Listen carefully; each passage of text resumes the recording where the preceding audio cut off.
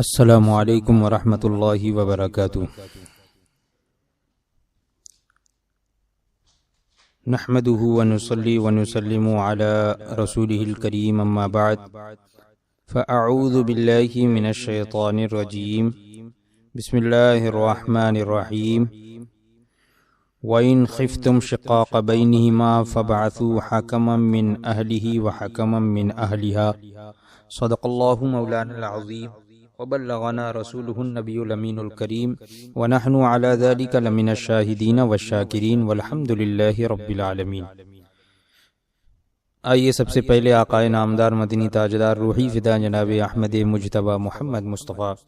صلی اللہ تعالی علیہ وسلم کی بارگاہ بے کس پناہ میں ہدیہ درود نچھاور کریں۔ اللہم صلی علی سیدنا و مولانا محمد معدن الجود والکرم وآلہ الکرام وابنہ الکریم وبارک وسلم صلاة و سلاما علیک یا سیدی یا رسول اللہ صلی اللہ تعالی علیہ وسلم۔ درس جعل حق میں تقلید کا بیان جاری ہے اور اس کا 5واں باب جس میں غیر مقلدین کے اعتراضات اور ہماری جانب سے اس کے جوابات، اس سے پہلے بھی چند سوال و جواب ذکر کیے گئے، آج بھی چند اعتراضات اور ان کے جوابات ذکر کیے جائیں گے۔ حضرت علامہ مفتی احمد یار خان نعیمی علیہ رحمت و رضوان فرماتے ہیں، سوال یعنی اعتراض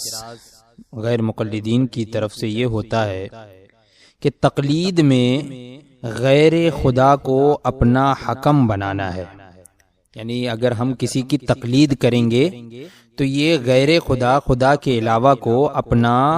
حکم بنانا ہے، اور غیر خدا کو اپنا حکم بنانا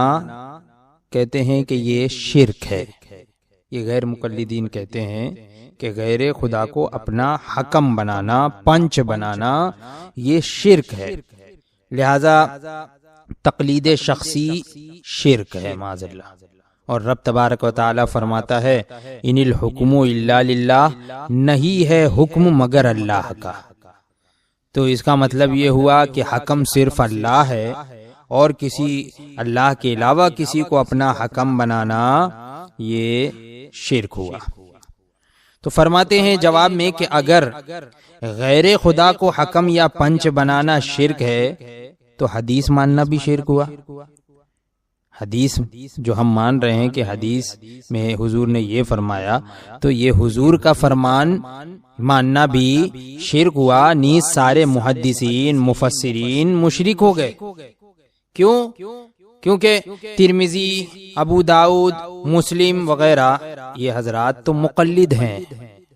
یہ مقلدی ہیں، چاروں اماموں میں سے کسی کے مقلد ہیں، اور امام بخاری وغیرہ یہ انہی مقلدوں کے شاگرد۔ تو دیکھو عینی شارح بخاری، اور فرماتے ہیں کہ ہم نے دیوان سالک میں اس سوال کا یہ جواب دیا ہے کہ جو تیری تقلید شرک ہوتی، محدثین سارے ہوتے مشرک۔ بخاری، مسلم و ابن ماجہ، امام اعظم ابو حنیفہ کہ جتنے فقہا محدثی ہیں تمہارے خرمن سے خوش اچی ہیں، واسطے سے کہ بے وسیلہ، یعنی ہوں واسطے سے کہ بے وسیلہ، چاہے واسطے سے ہوں یا بغیر وسیلے کے ہوں، امام اعظم ابو حنیفہ، یعنی یا تو امام اعظم کے شاگرد ہیں یا بغیر کسی کے واسطے سے شاگرد کے شاگرد ہیں، لیکن ہیں تو انہی کے مقلد۔ تو فرماتے ہیں جس روایت میں ایک فاسق راوی آ جائے، ایک فاسق راوی آ جائے، سند کا معاملہ ہے، حدیث ضعیف ہو جاتی، فرماتے ہیں وہ روایت ضعیف یا موضوع ہے۔ جس روایت میں ایک فاسق راوی آ جائے تو وہ روایت ضعیف یا موضوع ہے۔ تو جس روایت میں کوئی مقلد آ جائے تو تمہارے نزدیک مقلد مشرک ہے، تو اب جس روایت میں کوئی مقلد آ جائے تو مشرک آ گیا، لہٰذا وہ بھی باطل۔ پھر ترمذی، ابو داؤد تو خود مقلد ہیں، مشرک ہو گئے،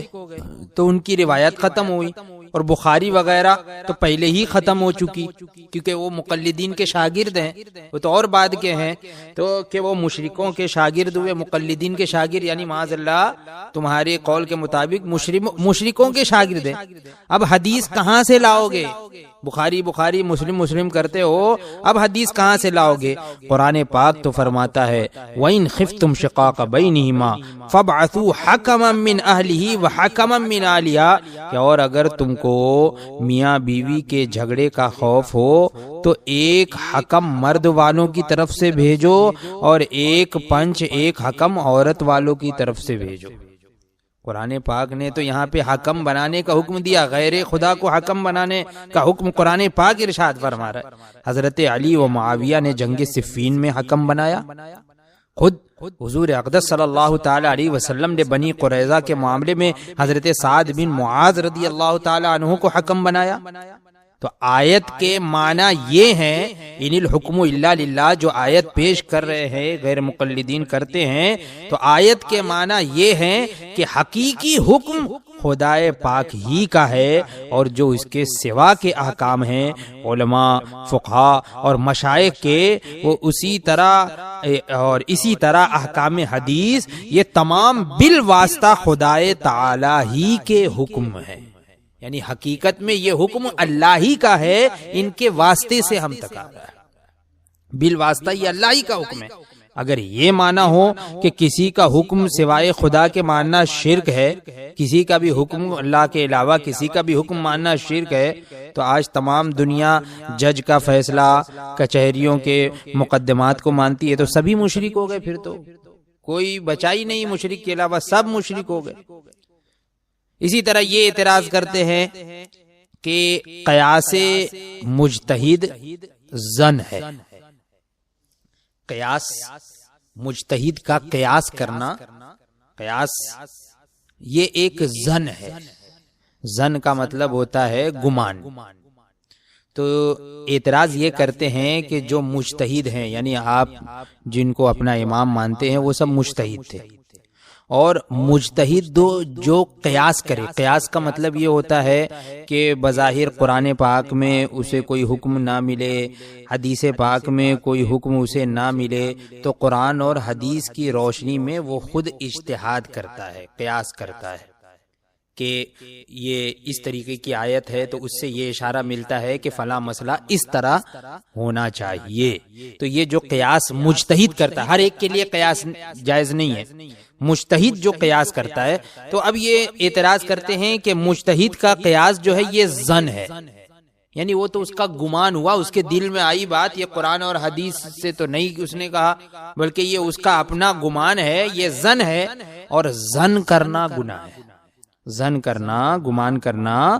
گناہ ہے۔ قرآن میں اس سے ممانعت ہے، قرآن فرماتا ہے یا ایھا الذین آمنوا اجتنبوا کثیرا من الظن ان بعض الظن اثم ولا تجسسوا ولا یغتب بعضکم بعضا، کہ اے ایمان والو بہت گمانوں سے بچو، بے شک کوئی گمان گناہ ہو جاتا ہے، اور عیب نہ ڈھونڈو اور ایک دوسرے کی غیبت نہ کرو۔ تو لہذا دین میں صرف کتاب و سنت پر عمل کیا جائے، عمل چاہیے کہ اصل دین آمد کتاب اللہ مقدم داشتن، پس حدیث مصطفیٰ از جان مسلم داشتن، یعنی اصل دین جو ہے وہ سب سے پہلے تو کتاب اللہ کو اپنے سامنے رکھنا ہے، اور پھر اس کے بعد جو ہے وہ حدیث مصطفیٰ کو جو ہے وہ جان مسلم سے رکھنا ہے، یعنی مسلم کو جو ہے وہ حدیث مصطفیٰ پر عمل کرنا ہے، بس یہ دو چیزیں۔ تو اب اس کا جواب جو ہے وہ انشاءاللہ تبارک و تعالی جو خاتمہ ابھی ذکر کیا جائے گا تو اس میں آ جائے گا، کیونکہ ابھی یہ قیاس کی بات چل رہی ہے، تو آگے خاتمے میں قیاس کسے کہتے ہیں اور اس کے احکام کیا ہیں، تو اس میں تفصیل کی ضرورت ہے، تو اس لیے اس کا جواب جو ہے وہ آگے آئے گا۔ اس اعتراض کو آپ ذہن میں رکھیے گا کہ قیاس ان کے نزدیک جو مجتہد کا قیاس ہے وہ ظن ہے۔ اب ایک اور اعتراض یہ کرتے ہیں کہ امام اعظم ابو حنیفہ فرماتے ہیں کہ جو حدیث صحیح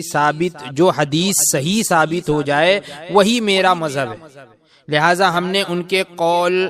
جو حدیث کے خلاف پا کر جو ہے چھوڑ دیے، یعنی ان کا قول جو ہے نا وہ حدیث کے خلاف جو ہم نے پایا تو ہم نے اس کو چھوڑ دیا، جو حدیث صحیح ثابت، حدیث جو صحیح ثابت ہو جائے تو خود امام اعظم فرماتے ہیں کہ وہی میرا مذہب ہے، تو اس لیے حدیث کے خلاف ان کا کوئی قول ہم کو ملا تو ہم نے چھوڑ دیا۔ تو انشاءاللہ غیر مقلدوں کو اس سے زیادہ دلائل نہیں ملیں گے، انہی کو بنا بگاڑ کر یا بڑھا چڑھا کر یہ لوگ بیان کرتے، بس یہی یہ جو 7-8 جو اعتراضات ہے بس اسی طرح کے اعتراضات ان کے ہوتے ہیں، اور یہ اسی کو جو ہے بنا کے بگاڑ کے بڑھا چڑھا کے بات بدل کے اسی طرح کے اعتراضات کرتے۔ تو جواباً ارشاد فرماتے ہیں کہ بے شک امام صاحب کا یہ حکم ہے کہ اگر میرا قول کسی حدیث صحیح کے مقابل واقع ہو جائے تو حدیث پر عمل کرنا میرے مذہب پر عمل کرنا ہے۔ یہ امام صاحب کا انتہائی تقویٰ ہے، اور واقعہ بھی یہ ہے کہ قیاس مجتہد وہاں ہوتا ہے۔ قیاس مجتہد کا جو قیاس ہوتا ہے، یعنی قرآن اور حدیث میں ظاہری طور پر کوئی حکم نہ ملے تو جو مجتہد قیاس کرتا ہے وہ کہاں، تو قیاس مجتہد وہاں ہوتا ہے جہاں نص موجود نہ ہو، یعنی قرآن یا حدیث سے کوئی چیز ظاہری طور پر نہ مل سکے، نص موجود نہ ہو تو وہاں پر قیاس ہوتا ہے۔ لیکن سوال یہ ہے کہ اس زمانے میں دنیا میں ایسا کون محدث ہے جو احادیث کا اس قدر وسیع علم رکھتا ہو، اتنا زیادہ علم رکھتا ہو کہ تمام احادیث پر اس کی تمام اسنادوں پر اطلاع رکھتا ہو، اور یہ بھی جانتا ہو کہ امام صاحب نے یہ حکم کس حدیث سے لیا ہے۔ ہم لوگوں کی نظر جو ہے وہ صحاح ستہ سے آگے نہیں ہوتی، جو حدیث کی صحیح 6 کتابیں ہیں اس سے آگے ہماری نظر نہیں ہوتی ہے، پھر کس طرح فیصلہ کر سکتے ہیں کہ امام کا یہ فرمان کسی حدیث سے ماخوذ نہیں؟ یوں تو حدیث میں بھی آتا ہے کہ اذا بلغکم منی حدیث فعارضوه علی کتاب اللہ فإن وافقه فاقبلوه وإلا فردوه۔ حدیث پاک میں بھی ہے یہ کہ جب تم کو میری کوئی حدیث پہنچے تو اس کو کتاب اللہ پر پیش کرو، قرآن پر پیش کرو، اللہ کی کتاب پر اس کو پیش کرو، یعنی سامنے رکھو۔ حدیث کوئی پہنچے تو اس کو کتاب اللہ کے سامنے رکھو، پیش کرو، اگر اس کے موافق ہو تو قبول کر لو ورنہ رد کر دو۔ یہ حدیث میں حضور نے فرمایا کہ اگر حدیث قرآن کے موافق ہو تو قبول کر لو ورنہ رد کر لو۔ تو اگر کوئی چکڑالوی کہے کہ بہت حدیث چونکہ خلاف قرآن ہے، معاذ اللہ اس طریقے سے کہے کہ بہت سی حدیث جو ہے وہ قرآن کے خلاف ہے، یعنی قرآن کی ظاہری معنی، آیتوں کے ظاہری معنی مراد لے لیا، اس کو مفہوم اپنی طرف سے بنا لیا، اور پھر کہا کہ یہ دیکھو یہ حدیث جو ہے یہ قرآن کے خلاف ہے تو اس لیے ہم حدیث کو چھوڑتے ہیں۔ قرآن میں ہے کہ میراث تقسیم کرو اور حدیث میں ہے کہ نبی کی میراث تقسیم نہیں ہوتی،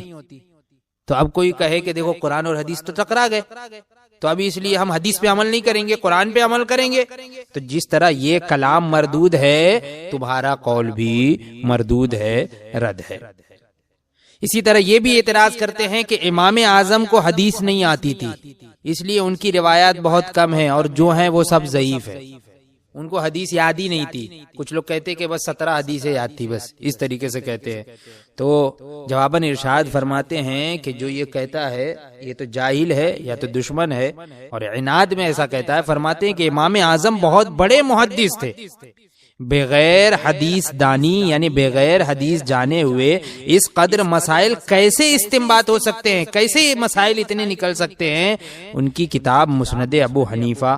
اور امام محمد کی کتاب موطا امام محمد سے ان کی حدیث دانی معلوم ہوتی ہے۔ حضرت صدیق اکبر کی روایات بہت کم ملتی ہیں، تو کیا وہ محدث نہیں تھے؟ آپ حدیث کی کتابوں میں دیکھ لو تو حضرت ابو ہریرہ سے زیادہ روایتیں ملیں گی، حضرت عائشہ صدیقہ رضی اللہ تعالی عنہا سے زیادہ روایتیں ملیں گی، حضرت عبداللہ ابن عباس سے روایتیں زیادہ ملیں گی،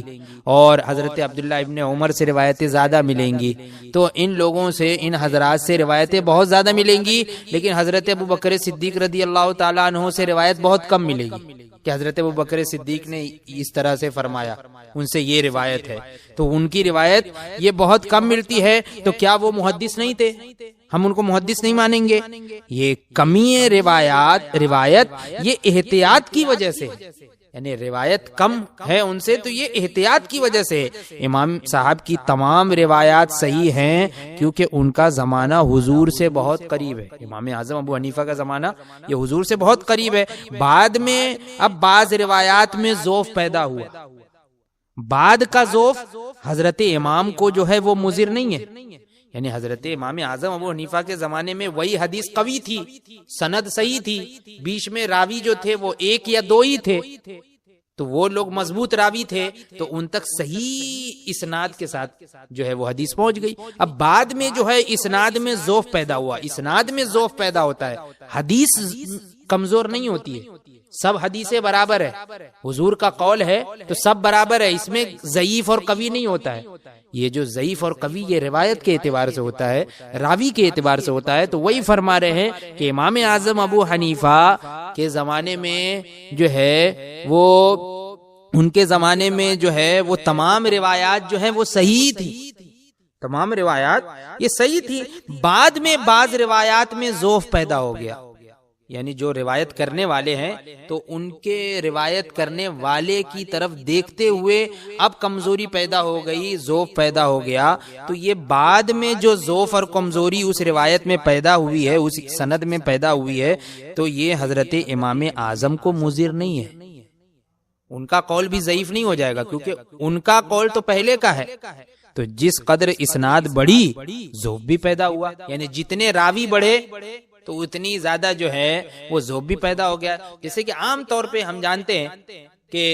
کہیں کوئی واقعہ ہوا، اب اس واقعے کو کسی نے دیکھا، اب دیکھ کر کسی کو بتایا، اب جس کو بتایا اب اس نے جو ہے کسی اور کو بتایا، پھر اس نے کسی اور کو بتایا، تو اب بیچ میں اگر ایک شخص ہے بتانے والا،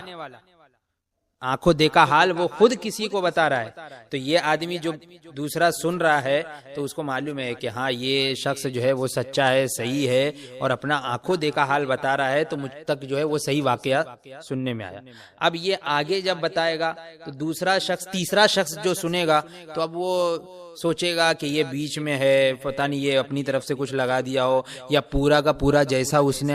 پورا واقعہ بتایا تھا یا دیکھا تھا وہ ویسا ہی واقعہ یہ بتا رہا ہے، کہ اس کو یاد ہے کہ بھول گیا، ہو سکتا ہے اس کو بھولنے کی بیماری بھی ہے تو اس لیے بھول بھی گیا ہو، اور یا کسی اور کی بات اس میں لگا دیا ہو۔ پھر اب اس کے بعد چوتھا پانچواں آدمی، ایسی روایتیں بڑھیں گی تو ضعف بھی اور کمزوری بھی اس طریقے سے بڑھتی ہے۔ تو وہی فرما رہے ہیں کہ بعد کا ضعف حضرت امام کو مضر نہیں، جس قدر اسناد بڑھی ضعف بھی پیدا ہو گیا۔ تو ایک لطیفہ بیان کرتے ہیں کہ بعض لوگ یہ بھی کہتے ہیں کہ تم کہتے ہو کہ چاروں مذہب حق ہیں، یہ کس طرح ہو سکتا ہے؟ حق تو صرف ایک ہی ہوگا۔ امام ابو حنیفہ فرماتے ہیں کہ امام کے پیچھے سورہ فاتحہ پڑھنا مکروہ تحریمی ہے۔ امام شافعی فرماتے ہیں کہ امام کے پیچھے جو ہے وہ سورہ فاتحہ پڑھنا واجب ہے، تو یا تو واجب ہوگی یا مکروہ، دونوں مسئلے جو ہے وہ صحیح کس طرح ہو سکتے ہیں؟ اس طریقے سے جو ہے نا وہ یہ جو ہے ہنسی کھیل کرتے ہیں، لطیفہ بیان کرتے ہیں، ہنسی کھیل کرتے ہیں کہ دیکھو تم لوگ تو آپس ہی میں لڑ رہے ہو، کہ دیکھو امام اعظم کہہ رہے ہیں کہ امام کے پیچھے پڑھنا گناہ ہے سورہ فاتحہ، اور امام شافعی کہہ رہے ہیں کہ واجب ہے۔ تو فرماتے ہیں حضرت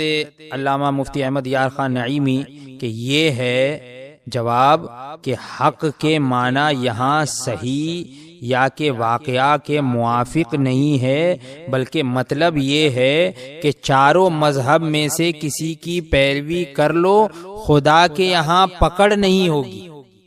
کیونکہ مجتہد کی خطا بھی معاف ہے، مجتہد کی خطا بھی معاف ہے۔ ہمیں اس میں نہیں پڑھنا ہے کہ کون خطا پر ہے اور کون حق پر ہے، اس میں نہیں پڑھنا ہے، بلکہ ایک امام کا دامن پکڑ لیا، اب انہی سے جڑے ہوئے ہیں، اب مجتہد کی خطا بھی معاف ہے، اگر ان سے بالفرض خطا بھی ہوئی تب بھی وہ خطا معاف ہے، اور ہم ان کی پیروی کر رہے ہیں۔ امیر معاویہ اور مولا علی رضی اللہ تعالیٰ عنہما، اسی طرح عائشہ صدیقہ اور حضرت علی رضی اللہ تعالیٰ عنہ اجمعین میں جنگ بھی ہوئی، اور حق پر جو ہے وہ ایک ہی صاحب تھے، حضرت مولا علی حق پر ایک ہی صاحب تھے، مگر دونوں کو حق پر کہا جاتا ہے، یعنی کسی کی پکڑ عند اللہ نہیں ہوگی،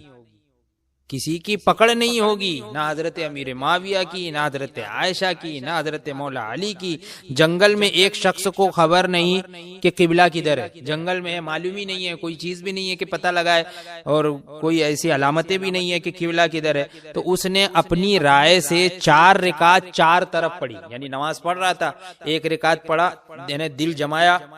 تو ایک طرف سمت اس کو ایسا لگا کہ نہیں یہی قبلہ ہے، اب ادھر منہ کر کے نماز پڑھنے لگا، ایک رکعت ابھی مکمل ہوئی جب تک کہ اس کا دل بدل گیا، نہیں یہاں نہیں یہاں ہونا چاہیے، دوسری طرف منہ کر کے دوسری رکعت پڑھ لیا، تیسری طرف منہ کر کے پھر دل بدلا تو تیسری طرف پڑھ لیا، پھر چوتھے رکعت میں جو ہے وہ چوتھی طرف دل بدلا تو وہاں پر جو ہے وہ تحری کر کے پڑھ لیا، تو فرماتے ہیں کہ اس نے اپنی رائے سے 4 رکعت 4 طرف پڑھی، کیونکہ رائے بدلتی رہی، یہ بھی منہ پھیرتا رہا، قبلہ تو ایک ہی طرف تھا مگر اس کی نماز صحیح ہو گئی، اس کی نماز اس وجہ سے صحیح ہو گئی، یعنی تحری کر کر کے اس نے نماز پڑھی ہے، ہر رکعت میں الگ الگ تحری کرتا رہا، پھرتا رہا، گھومتا رہا، پورا گھوم گیا ایک راؤنڈ نماز میں، 4 رکعت میں ایک رکعت میں تحری کر کر کے، لیکن اس کی نماز صحیح ہو گئی، حالانکہ اس کو بھی پتا ہے کہ کسی ایک ہی طرف قبلہ ہے، لیکن پھر بھی اس کی نماز صحیح ہو گئی۔ چاروں قبلہ درست ہیں، بلکہ مجتہد خطا بھی کرے تو بھی ایک ثواب پاتا ہے۔ قرآن کریم نے حضرت داؤد علیہ السلام کی اجتہادی خطا اور حضرت سلیمان علیہ السلام کی درستی رائے بیان فرمائی، مگر کسی پر عتاب نہیں فرمایا، بلکہ فرمایا کلا اتینا حکما و علما، کہ یہ آتینا حکما و علما، کہ ہم نے انہیں حکم اور علم عطا فرمایا ہے، یعنی ہم ہی نے ان کو عطا فرمایا ہے۔ تو مشکات کتاب الامارہ باب العمل فی القضاء صفحہ نمبر 324 میں ہے، اذا حکم الحاکم فاجتہد واصاب فلہ اجران واذا حکم فاجتہد فاخطأ فلہ اجر واحد، متفق علیہ۔ امام بخاری نے بھی اس کو روایت کیا ہے، امام مسلم نے بھی اس کو روایت کیا ہے کہ جب کہ حاکم فیصلہ کرے تو اجتہاد کرے اور صحیح کرے تو 2 ثواب ہیں، اور جب فیصلہ کرے اور اجتہاد کرے اور خطا کر جائے تو اس کو 1 ثواب ہے۔ تو اس سے یہ اعتراض بھی اٹھ گیا کہ اگر شافعی رفع یدین کرے تو ٹھیک ہے، اور اگر غیر مقلدین کرے تو جرم ہے۔ اگر امام شافعی نماز میں ہاتھ اٹھاتے ہیں رفع یدین، یعنی رکوع سے اٹھ کر ہاتھ اٹھاتے ہیں، پھر کھڑے ہوتے ہیں، پھر ہاتھ اٹھاتے ہیں، تو یہ جو رفع یدین اگر شوافع کر رہے ہیں، مقلد شافعی مقلد اگر ایسا کرتا ہے تو اس کے لیے ٹھیک ہے، اور جو غیر مقلد ہے وہ کرتا ہے تو اس کے لیے یہ ناجائز ہے، گناہ ہے، کیونکہ اس نے تو اپنی رائے سے کیا نا، کسی کی تقلید کرتے ہوئے نہیں کیا، اور ہم نے تو امام شافعی کی تقلید کرتے ہوئے ایسا کیا۔ تو فرماتے ہیں وہی کہ اگر غیر مقلد کرے تو جرم ہے، کیونکہ شافعی حاکم شرع مجتہد سے فیصلہ کرا کر رفع یدین کر رہا ہے۔ ایک شرعی مجتہد ہمارا موجود ہے، یعنی امام شافعی، تو ان سے فیصلہ کرا کے ہم عمل کر رہے ہیں، انہوں نے فیصلہ کیا تو ان کا فیصلہ، جیسا کہ ابھی اوپر مثال دی کہ کوئی حاکم ہے، کوئی فیصلہ کرنے والا ہے، اور فیصلہ اس نے اپنی رائے سے کیا لیکن اس نے خطا کر دی، غلطی کر دی، تب بھی 1 ثواب پائے گا اور عمل کیا جائے گا۔ تو اسی طرح فرماتے کہ اگر شافعی رفع یدین کرے تو ٹھیک ہے، کیونکہ شافعی حاکم شرع مجتہد سے فیصلہ کرا کر رفع یدین کر رہا ہے، اور اگر غلطی کرتا ہے تو بھی معاف ہے، اور چونکہ غیر مقلد نے کسی مجتہد سے فیصلہ نہیں کرایا، لہٰذا اگر صحیح بھی کرتا ہے تو بھی خطا کار ہے۔ جیسے کہ آج حاکم کے بغیر فیصلہ کوئی شخص خود ہی قانون کو ہاتھ میں لے کر کوئی کام کرتا ہے تو مجرم ہے، قانون کو ہاتھ میں لے کے خود ہی کام کرتا ہے تو مجرم ہے، لیکن حاکم کچہری سے فیصلہ کرا کے وہی کام کیا تو اس پہ جرم نہیں، کام ایک ہی کر رہا ہے۔ ایک جو ہے وہ اجازت لے لیا وہاں سے، کورٹ سے اجازت لے کے کام کر رہا ہے تو لیگل ہو گیا، اور دوسرا جو ہے اجازت نہیں لیا، فیصلہ نہیں کرایا تو انلیگل ہو گیا۔ تو کام دونوں ایک ہی کر رہے ہیں، ایک کے لیے قانوناً صحیح ہو گیا، ایک کے لیے جرم ہو گیا۔ تو اسی طریقے سے یہاں پہ بھی ہے کہ حاکم شرع حاکم مجتہد سے فیصلہ کرا کے جو عمل کرے تو اس کے لیے جائز ہے، اور جو اپنی طرف سے کرے تو اس کے لیے ناجائز ہے۔ حاکم یہ جواب دہ ہے، اگر حاکم نے غلطی کی ہے تو بھی اس کی پکڑ نہیں۔ دیکھو حضور صلی اللہ تعالی علیہ وسلم نے بدر کے قیدیوں سے محض قیاس پر فدیہ لیا، پھر آیت اس کے خلاف آئی، یعنی آیت کریمہ میں اس سے منع کیا گیا کہ فدیہ مت لو، تو معلوم ہوا کہ اس قیاس سے رب راضی نہیں، مگر وہ فدیہ کا روپیہ واپس نہیں کرایا گیا، یعنی جو حضور نے فدیہ لیا تو وہ واپس نہیں کرایا گیا، بلکہ ارشاد ہوا فَكُلُوا مِمَّا غَنِمْتُمْ حَلَالًا طَيِّبًا، وہ مال کھا لو حلال طیب۔ معلوم ہوا کہ خطائے اجتہادی پر کوئی پکڑ نہیں ہے۔